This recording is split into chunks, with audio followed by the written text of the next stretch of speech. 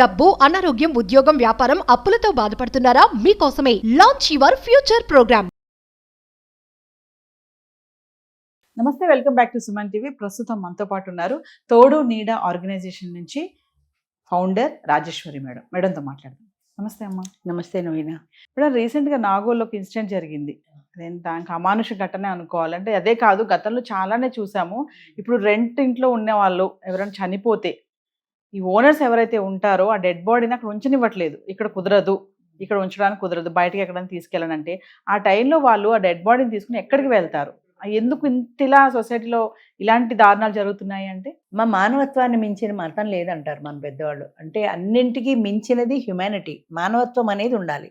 ఇప్పుడు ఈ సంఘటనే తీసుకుంటే వాళ్ళందరూ సొంత ఇళ్ళ వాళ్ళు, ఈయన అద్దెకున్నవాడు కాబట్టి అదే సొంత ఇంట్లో. ఇప్పుడు సపోజ్ ఇంతమంది ఉన్నారు అనకూడదు, వాళ్ళ ఇంట్లో ఏదైనా జరిగిందనుకో, మా ఇల్లు కాబట్టి మేము పెట్టుకున్నాం అంటారు.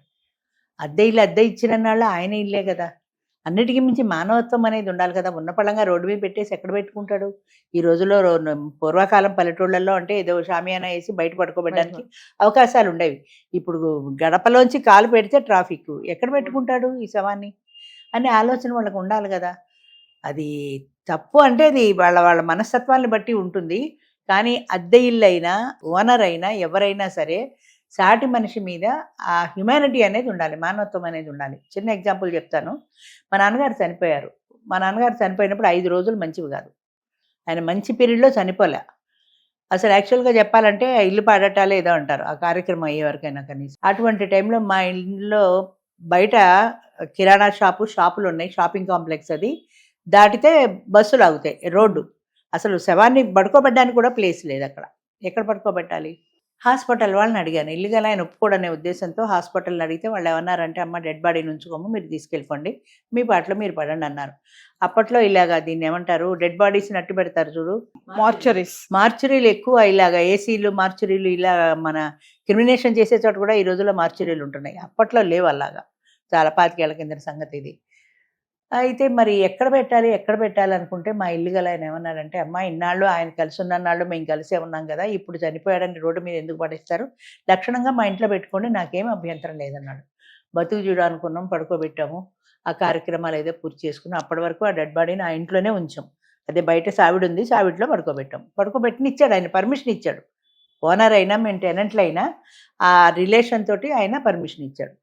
అలాగే మా అమ్మగారు చనిపోయినప్పుడు, మా కొండాపూర్లో ఉంటాడు మా చిన్నబ్బాయి, వాళ్ళది ఓన్ హౌస్. అది 3 రోజులు ఏమో అప్పుడు ఆవిడని ఐస్లో పెట్టి ఉంచాం ఇంట్లో. అంటే పిల్లలు ఫారెన్లో ఉన్నారు, వాళ్ళు ఇద్దరు ఫారెన్ నుంచి రావాలని అప్పటి వరకు ఆ బాడీని ఇంట్లో పెట్టుకుని అట్టి పెట్టినా సొంత ఇల్లు కాబట్టి ఎవరు అబ్జెక్షన్ చెప్పలేదు.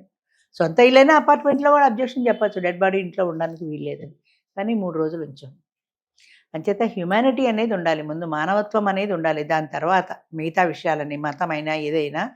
అరిష్టం అంటారు, అరిష్టం అనేది ఒక సెంటిమెంట్. ఇంకా సొసైటీలో ఉన్నారా మేడం? ఉన్నారు ఇంకా. ఇప్పుడు నాగోల్లో ఉన్నారు కదా మతాలు అని చెప్పి చాలా చేశారు. మా అపార్ట్మెంట్ లో అయితే ఇప్పుడు డెడ్ బాడీ ఉంటే షామియానా ఇస్తారు, అక్కడ పడుకోబెడతారు, కార్యక్రమాలన్నీ పూర్తి చేసి తీసుకెళ్తారు. ఎవరు ఏం అబ్జెక్షన్ చెప్పరు. మా అపార్ట్మెంట్లో ఆ ప్రాబ్లం లేదు. అది రెంట్ అవని, ఓనర్ అవని, ఎవరు అని. అంచేత అమ్మ చావనేది ఎవరికి చెప్పి రాదు, ఒకటి. 2, చనిపోయిన తర్వాత ఆయన ఆత్మీయులు, ఆయన భార్య, పిల్లలు, లేదా స్త్రీ చనిపోతే భర్త, పిల్లలు పుట్టెడు శోకంలో ఉంటారు. వాళ్ళ బ్రెయిన్ అసలు పనిచేసే పరిస్థితిలో లేరు. అలాంటప్పుడు వీళ్ళు బయటికి వెళ్ళి ఇవన్నీ చేసుకోవాలంటే ఎలా కుదురుతుంది? ఎవరు చేస్తారు? వాళ్ళకి నాని నిలబడే మనుషులు లేరు ఈ రోజుల్లో. అందరూ ఆ టైంకి వచ్చి 5 నిమిషాల నుంచి నిశ్శబ్దం పాటించి వెళ్ళిపోతారు అంతే. అలాంటప్పుడు ఈ పుట్టడి దుఃఖంతో వీళ్ళు ఎన్ని అరేంజ్మెంట్లు చేసుకోవాలి? అందుకని అది హ్యుమానిటీ ఉండాలి, మెయిన్ మానవత్వం అనేది ఉండాలి. అయ్యో సాటి మనిషి, ఆయన ప్రాణం పోయింది అని చేతనైతే మనం సహాయం చేయాలి, చేయకపోతే మన మానాన్ని మనం ఉండాలి. అంతేగాని అది సెంటిమెంటు, అది పాపం, ఇవి అని వాళ్ళని బాధించకూడదు కదా. మామూలుగా అంటా ఉంటారు కదా, పెళ్లి కంటే చావు గొప్పది అని అంటా ఉంటారు. పెళ్లికి వెళ్ళకపోయినా పర్లేదు కానీ చావుకి తెలియకపోయినా వాళ్ళు వెళ్ళాలి, మనం వెళ్ళి రావాలి. ఎందుకంటే వాళ్ళ దుఃఖంలో మనం కూడా భాగం పంచుకోవాలి అని. సంతోషంలో భాగం పంచుకోకపోయినా పర్వాలేదు కానీ కష్టంలో భాగం పంచుకోవాల్సిన బాధ్యత మనకు ఉంటుంది. ఎందుకంటే ఆయన కష్టపడ్డాడు, ఆయన చనిపోయాడు, ఆయన పిల్లలు, ఆయన భార్య, ఎవరెవరు బంధువులు ఉన్నారు, వాళ్ళందరికీ మనం చేతనైతే సహాయం చేద్దాం వాళ్ళకి. కాబట్టి నేను ఉద్యోగం చేసే రోజుల్లో మా ఎంఈఓ ఒక ఆయన ఉండేవారు, ఆయన కొడుకు సూసైడ్ చేసుకున్నాడు సడన్గా. ఓ 25 ఏళ్ళ కొడుకు అనుకో.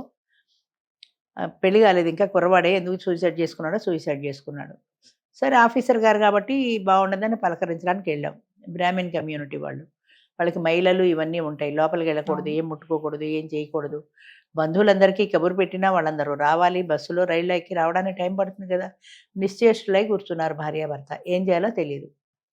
అలాంటప్పుడు సరే ఏదో వెళ్ళాము, కాసేపు పలకరించాము, వెళ్ళిపోయాము అనే కంటే అక్కడ తెల్లారితే వాళ్ళకి ఇన్ని కాఫీ నీళ్ళు పోసేవాళ్ళు లేరు. పూర్వం ఇన్ని హోటల్స్ లేవు, ఎక్కడ పడితే అక్కడ మన ఇవేంటివి స్విగ్గీ జొమాటోలు లేవు ఆర్డర్ ఇచ్చేసి కాఫీలు టిఫిన్లు తెప్పించుకోవడానికి.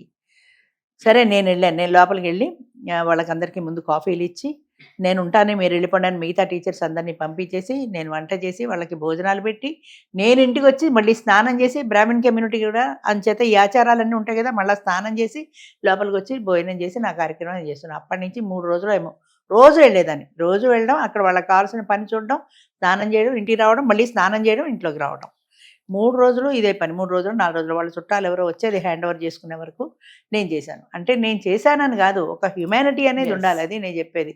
ఆ టైంలో వాళ్ళకి భోజనాలు పెట్టేవాళ్ళు లేరు, కాఫీలు ఇచ్చేవాళ్ళు లేరు, ఎవరో ఒక మనిషి నేను ఉన్నాను అని అక్కడ నిలబడితే వాళ్ళకి ధైర్యం ఉంటుంది కదా. అంచేత కొన్ని సంఘటనలు జరిగినప్పుడు బాధాకరమైన, మన వంతుగా మనం ఏం చేయగలము అనేది ప్రతి మనిషి ఆలోచించుకోవాలి. ఆలోచించి మనం సహాయం చేసినప్పుడు ఆ భగవంతుడు కూడా మెచ్చుతాడు, ఏదో ఒక రూపంలో మనకు కూడా సహాయం అందిస్తాడు అనుకోవాలి అంతే. థ్యాంక్ యూ అమ్మా.